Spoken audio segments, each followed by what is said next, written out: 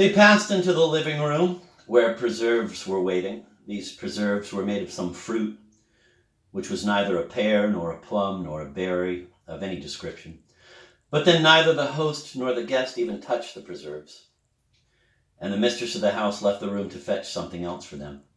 Chichikov took advantage of her absence to turn towards Sobakevich, who, stretched out in his armchair, was grunting after the filling dinner, producing nondescript sounds and constantly making the sign of the cross in front of his mouth, and covering it with his hand as he yawned. Chichikov addressed him as follows. "There's a little business matter I'd like to talk over with you." "Perhaps you'd like some of this," the hostess said, coming back with a plate. "It's radish, cooked in honey." "Wait. We'll see later," Sobakevich said. "You'd better leave us now, and our guest and I will throw off our coats and relax a little." She expressed a wish to send for pillows and blankets, but her husband said, "No, we're fine. We'll just relax in the armchairs." And she left. Sobakevich lowered his head slightly, prepared to listen to the deal. Chichikov started in a rather roundabout way, touching upon the whole Russian Empire and saying some especially warm things about its size.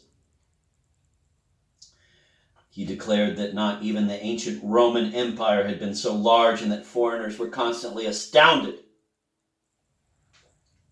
Sobakevich continued to listen with his head slightly atilt.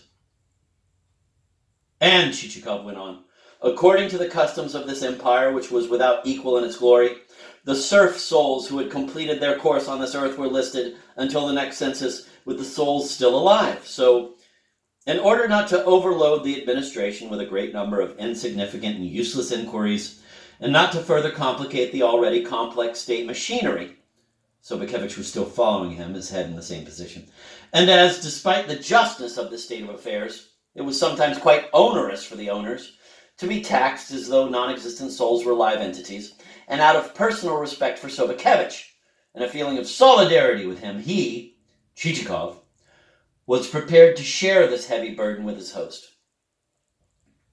Concerning the central theme of his speech, Chichikov was rather careful to refer to the souls as non-existent rather than dead.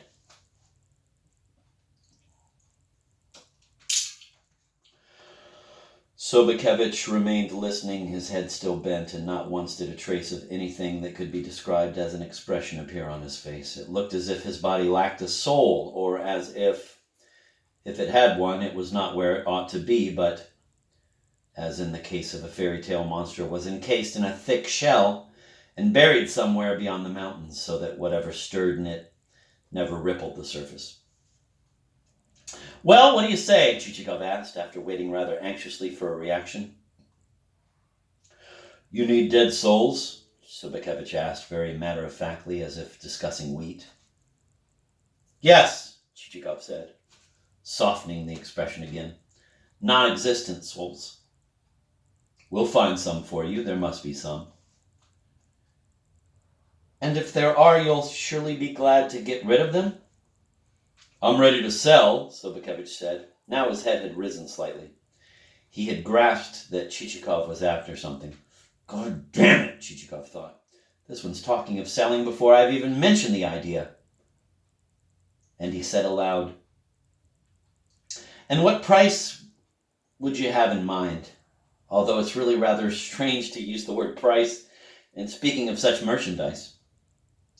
"Well, since I don't wish to charge you a kopeck above the proper price, it'll be 100 rubles apiece," Sobakevich said. 100? Chichikov cried, seeking Sobakevich's eyes to find out whether he had heard incorrectly or whether the other's heavy tongue had turned the wrong way and blurted out one figure instead of another. "Too expensive for you?" Sobakevich asked. Then he inquired, "What's your idea of their worth, then?" "My price? I don't think we understand each other. Or we've lost sight of what the transaction's about. I, for my part, would suggest, cross my heart, it's the top price. Say, 80 kopecks per soul."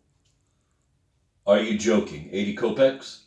"Well, in my opinion, it's impossible to go any higher." But it's not bast sandals I'm selling. But you must agree that they're not people either. If you think that, go and find some idiot who'll sell you a registered serf for 80 kopecks. But, if you'll excuse me, why do you refer to them as registered serfs when you know that they've been dead for a long time and now are nothing but empty sound? But to avoid wasting any more time talking about it, if you insist, I'll pay 1 ruble 50 a soul, but that's the best I can do for you. You should be ashamed to even mention such a price. If you wish to bargain, do so seriously. I can't go any higher, believe me. In all honesty, I can't. What can't be done, can't be done. You know. Chichikov kept repeating, adding, however, another half ruble per soul. But why are you being so stingy? Sobakevich said. My price is really quite reasonable. Some crook would swindle you and sell you trash instead of souls. Mine, however, are all hand-picked, all of them either craftsmen or, at the very least, good, husky peasants. Take, for instance, Mikheyev, the carriage maker. He never turned out a vehicle that wasn't on springs, and it wasn't like the work they do in Moscow that lasts an hour or so. You should have seen how solid his vehicles were. And they used to paint them and upholster them himself. Chichikov opened his mouth to point out that Mikheyev was no longer of this world. But Sobakevich's eloquence had reached its peak and words flew out of him. And what about Stepan the Cork, my carpenter? I bet my noggin you won't find another peasant like him anywhere you look. My, what strength. He could have had a career in the guards, that one, and he was 6'5", too. Chichikov was again on the point of mentioning that Stepan the Cork had also departed this world, but by now it was hopeless to attempt to stop Sobakevich. There was nothing left to do but resign himself to listening. My bricklayer, Milushkin, could lay a furnace fit for any house. And Maxim, the cobbler, all he had to do was take a stab with his awl, and a pair of boots stood there.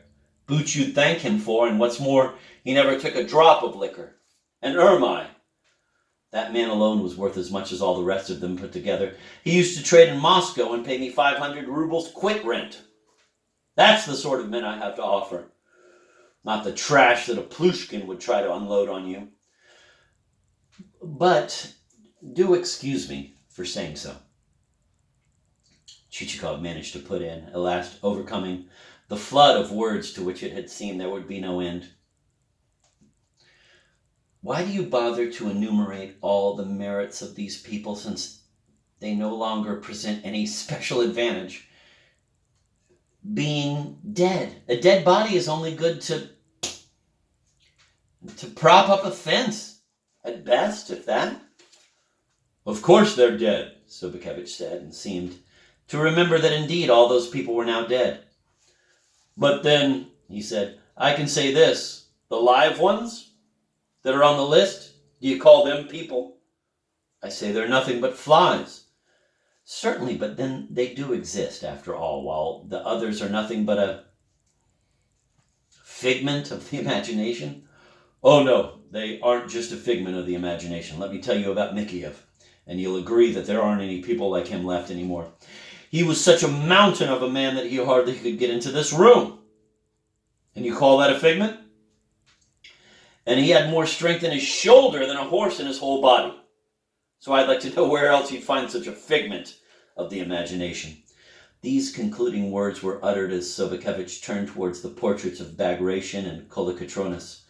It often happens thus during an argument. One of the speakers, for some inexplicable reason, will turn towards someone who has nothing to do with the discussion, and from whom he'll never receive an answer, an opinion, or a confirmation, but at whom he'll stare as though asking for his arbitration. And the third person, somewhat taken aback at first and not knowing what to say on a subject he knows nothing about, will remain standing there out of politeness for a while before going on his way.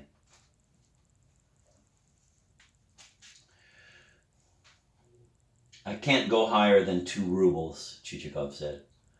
Now listen here, Sobakevich said. I don't want you to be able to say that I asked too much and refused to accommodate you. So I'll let you have them at 75 rubles apiece.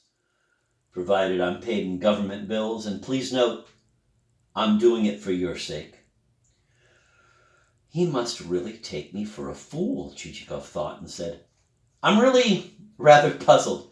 It's as if we were play acting or taking part in a comedy. I can't make it out any other way. You seem to me to be a rather intelligent, well-informed, educated person. But then you must be able to see that the object of our transaction is just, phew, what value has it got? Who needs it?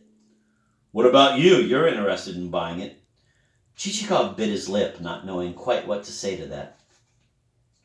He started talking about certain private family considerations, but Sobakevich simply replied, I don't have to know your problems. I don't want to meddle in your family affairs. All I know is that you happen to require dead souls, and I'm willing to sell them to you. You'll be sorry in the end that you didn't buy them from me. How about 2 rubles then, Chichikov said. There you go again, like a parrot. You keep answering the same thing to whatever you're told. 2 rubles, 2 rubles. Can't you really do any better? Offer a realistic price, and we'll see. God damn him, Chichikov thought. I'll throw the dog another half ruble. And he said, all right, have it your way. I'll add another 50 kopecks per soul. Well then, I'll tell you my final figure too. 50 rubles. And believe me, I'm losing money at that price. You'll never get such a choice bunch that cheaply. The greedy oaf, Chichikov thought. And he said with a trace of irritation, well, after all, why argue as if it were a serious matter? I'll get them somewhere else for nothing. Anyone else would be glad to get rid of them. What fool would hold on to them and pay per capita taxes?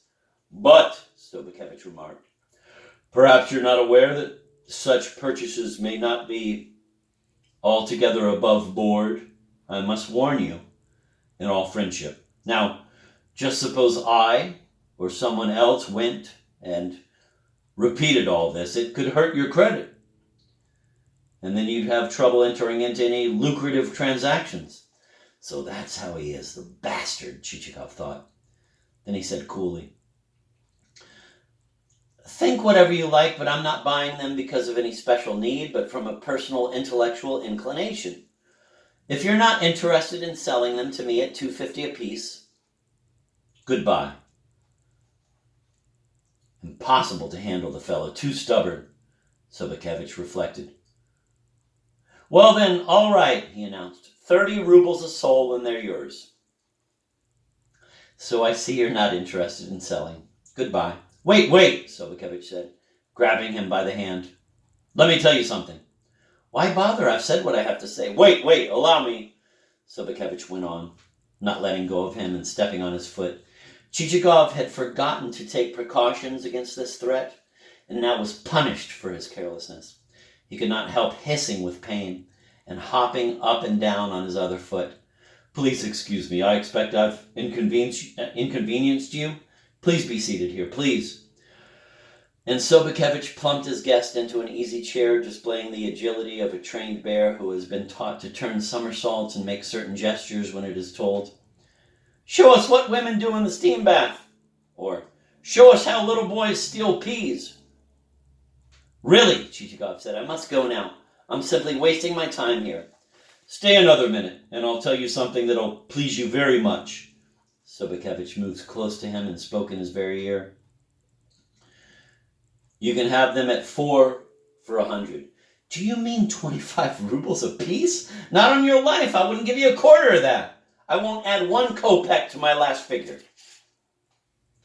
Sobakevich fell silent. So did Chichikov. They remained silent for a couple of minutes.